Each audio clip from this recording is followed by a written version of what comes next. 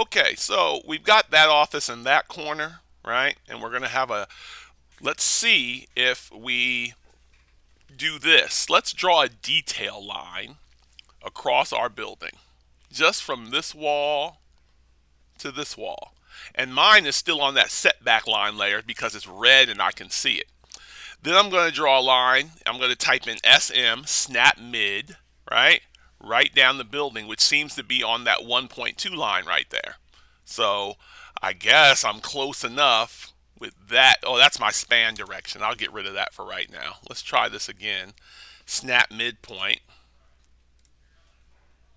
And I'm going to select 1, 2, 3. I'm holding down control.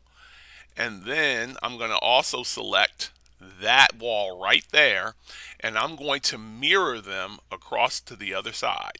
Right? So now you can see I've got that same dimension that I need in there. Sorry about that. That 5-foot dimension for my corridor. Right? Now I can trim this.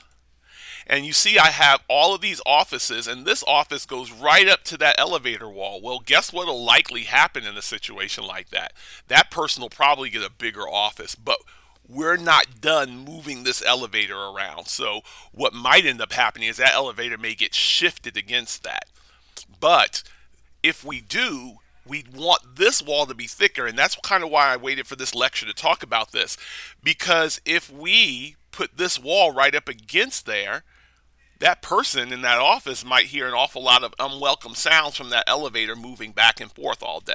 So we have to think about what's going to happen in this area here as far as wall assembly, and we'll come back to that later. All right, so we've got that in. Now what I'm going to do is stretch these lines down here to this point, stretch down here to this point, and I am going to